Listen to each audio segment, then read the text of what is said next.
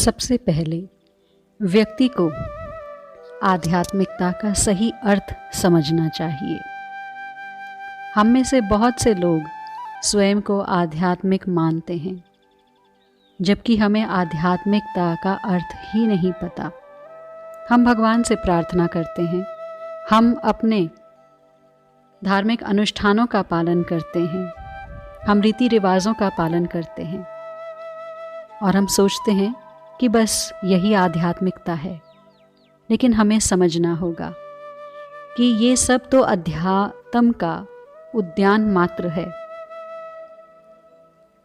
यह हमें ईश्वर की एबीसी सिखाता है। बस यह हमें ईश्वर से परिचित कराता है, लेकिन ईश्वर को पाने के लिए, उनका एहसास करने के लिए हमें आध्यात्मिकता की ओर मुड़ना होगा। हमें समझना होगा कि एक ऐसी शक्ति है जो सभी को संचालित कर रही है, और उस शक्ति के साथ संबंध बनाने के लिए हमें इस विज्ञान को समझना होगा। हम अंधविश्वासों के साथ जी रहे हैं क्योंकि हमें ऐसा ही सिखाया गया है। हमें पता ही नहीं है उस शक्तिमान के विषय में हमारा अपना संबंध क्या है उनके साथ। वास्तव में ईश्वर वह नहीं है जो हम सोचते हैं। इसलिए हमें सत्य को जानने के लिए अध्यात्म की ओर जाना चाहिए। अध्यात्म क्या है? What is spirituality? Spirituality spirit से आया है। स्पिरिचुअलिटी का अर्थ है आत्मा का विज्ञान, the science of the spirit, the soul, the atma. आत्मा हमारे भीतर जीवन की शक्ति है। वह ऊर्जा है जो हमें सांस देती है, जिसकी वजह से हम जीवित हैं। जिस क्षण आत्मा निकल जाती है, व्यक्ति को मृत घोषित कर दिया जाता है। मृत शरीर में कोई आत्मा नहीं होती। अध्यात्म सत्य को उजागर करता है। Spirituality reveals the truth. It makes us discover our true reality. हम यह शरीर नहीं है। हमें हमारी वास्तविकता का पता लगाने में ही आध्यात्मिकता हमारी मदद करती है। हमें प्रतीत होता है कि हम शरीर हैं, लेकिन नहीं, हम शरीर नहीं हैं। We are not even the mind and ego that thinks it's me. हम दिव्य आत्मा हैं। यह आत्मा शक्ति है, ऊर्जा है उस शक्तिमान की, जिसे हमें पाना है, समझना है। आज विज्ञान भी इस बात का समर्थन करता है कि मानव अस्तित्व की प्रत्येक कोशिका ऊर्जा है। Every cell of human existence is energy. और यह एनर्जी, यह शक्ति, यह ऊर्जा ईश्वर की ऊर्जा है जो आपके और मेरे रूप में प्रकट हो रही है। जब हमें इसका एहसास होता है तो हम सभी दुखों और पीड़ाओं से मुक्त हो जाते हैं। बस इसी को रियलाइज करना है। आध्यात्मिक जीवन है क्या? हम में से अधिकांश लोग इस बात को लेकर भ्रमित हैं कि आध्यात्मिक जीवन क्या है, आध्यात्मिक होने का अर्थ क्या है। क्या यह अर्थ है कि हम सन्यासी बन जाएं, वन में त्यागी या वैरागी के रूप में तपस्वी जीवन जिएं, भगवा वस्त्र धारण कर लें? A spiritual life is about realizing the spirit, our true self. आध्यात्मिक जीवन साक्षात करने के लिए है। Self realization, it is awakening to the truth about who we are. यह ज्ञान कि हम कौन हैं, हम दिव्य आत्मा हैं, उस दिव्य आत्मा के स्तर तक आना ही अध्यात्म है। इस देह के परे सोच पाना, इस मन के ऊपर उठ पाना, अपनी सही पहचान में आ पाना ही अध्यात्म है। अध्यात्म का सही मायने में अर्थ है ज्ञान में आना, overcoming the desires and temptations of the material world. इस संसार में रहते हुए भी लिप्त ना होना। जैसे कमल खिलता तो कीचड़ में है लेकिन गंदा नहीं होता, कीचड़ में रहते हुए भी अनछुआ रहता है।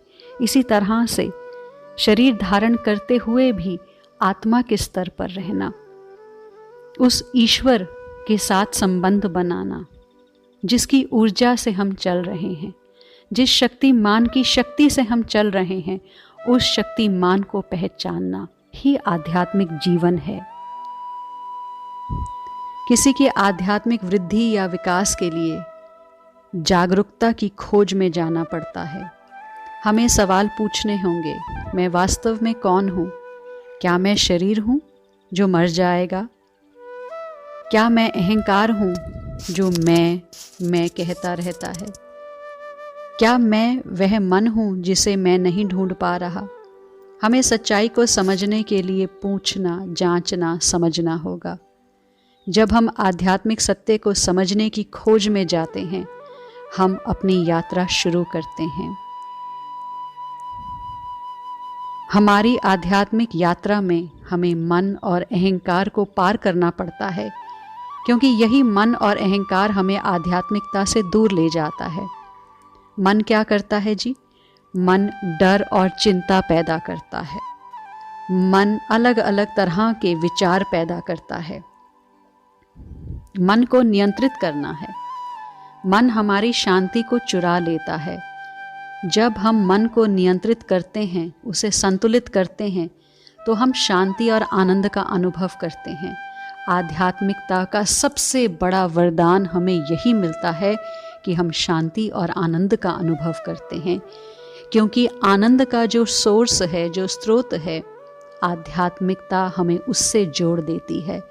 आध्यात्मिकता हमें सत्य का ज्ञान कराती है, बोध कराती है, हमें सनातन होने का एहसास कराती है, आनंद का अनुभव कराती है।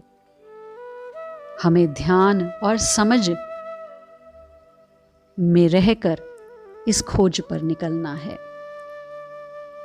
अब देखिए, हम कुछ भी सीखते हैं इस संसार में भी तो हमें कोई गाइड की ज़रूरत रहती है, कोई मेंटोर की ज़रूरत रहती है। यदि हम गायकी सीखना चाहते हैं तो उस घराने में से हमें किसी ऐसे व्यक्ति की ज़रूरत रहती है जो वह गायकी जानता है। इसी तरह से यदि हम इस पथ पर, आध्यात्मिक पथ पर चलना चाहते हैं तो हमें भी एक ऐसे ही गाइड, एक ऐसे ही मेंटोर, मार्गदर्शक की ज़रूरत है। यह अत्यंत महत्वपूर्ण है। एक पर्वत की कठिनाइयों के मार्ग को अच्छे से समझने वाले मार्गदर्शक की तरह गुरु एक खोजकर्ता को आध्यात्मिक खोज के जटिल भूल भुलैया में मार्गदर्शन करते हैं। हम अकेले पहाड़ नहीं चढ़ सकते, हमें पता नहीं है कि यह रास्ता कैसे है, लेकिन जो वहाँ की कठिनाइयों को समझता है वो हमारा मार्ग निर्देशन करेगा, हमें एहतियात बरतने के लिए कहेगा। तो इसी तरह से मार्गदर्शन के बिना आध्यात्मिक प्रयासों में हमें सफलता नहीं मिलेगी, क्योंकि ज्ञान एक विशाल सागर है और इसे अकेले नेविगेट करना असंभव है। हम एक छोटी सी झील में तो तैर सकते हैं, तालाब में तैर सकते हैं, लेकिन सोचिए यदि हमें महासागर को पार करके जाना हो, पैसिफिक ओशन को तैराकी से पार करना हो, कितना ही बड़ा तैराक क्यों ना हो, वो अपनी बल पर वह पार नहीं कर सकता। इसी तरह से यह आध्यात्मिक यात्रा किसी के मार्ग निर्देशन में अधिक केंद्रित, अधिक गहरी हो जाती है। उस मार्ग निर्देशक के संग जो पहले ही इस पानी को पार कर चुका है, जिसने देखा, जाना, समझा, पाया है, उस तत्व की खोज कर चुका है, वही मार्ग निर्देशक हमें भी उस तत्व से मिलवा देगा। जहां हम गलत होंगे वह हमें सही कर देगा। सुनिश्चित करते हैं कि हमारी आध्यात्मिक यात्रा सही पथ पर रहे, यह मार्ग निर्देशक का काम रहता है। सत्य की समझ हमें तीनों प्रकार के दुख से मुक्ति दिलाती है। एक तो शारीरिक पीड़ा, दूसरा मन का कष्ट, और फिर यह मैंपना, इसकी यातना मौत और पुनर्जन्म के चक्र से मुक्त करता है। हमें लगता है कि मृत्यु सिर्फ एक मोड़ है।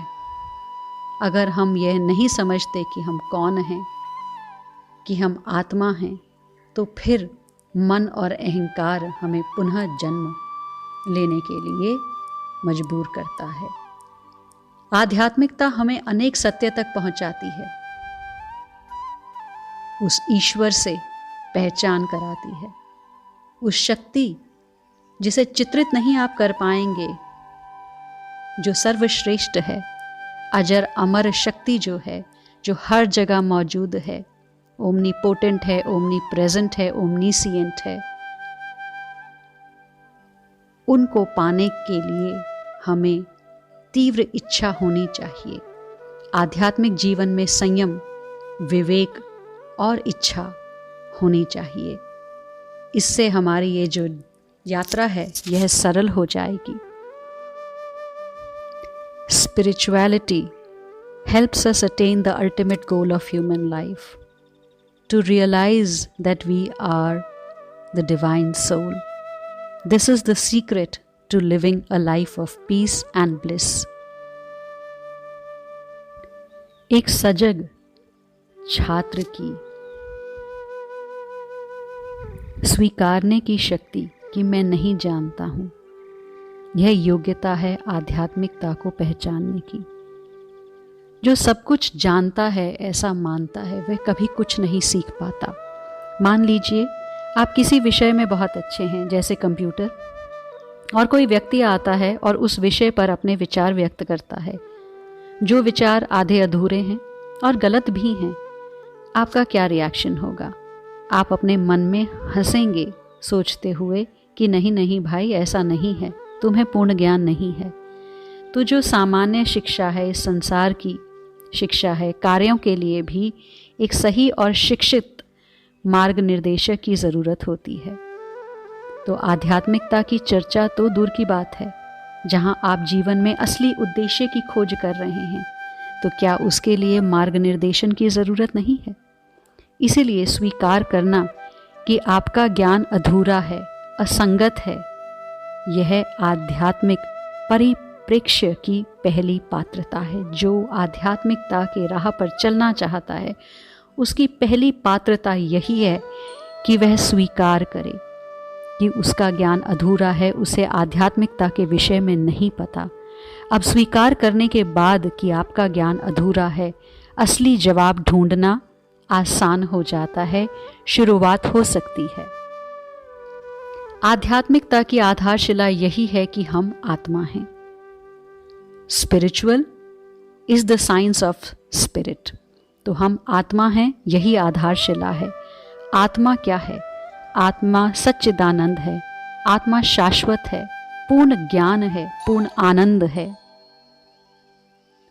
आत्मा सच्चिदानंद है, शाश्वत, पूर्ण ज्ञान और पूर्ण आनंद है। इसे निर्मित, नष्ट या जलाया नहीं जा सकता। इसका आकार मानव के बाल की चोटी के 10,000 हिस्से के बराबर है। और यह कोई अपने से नहीं कहता, बल्कि इसका उल्लेख है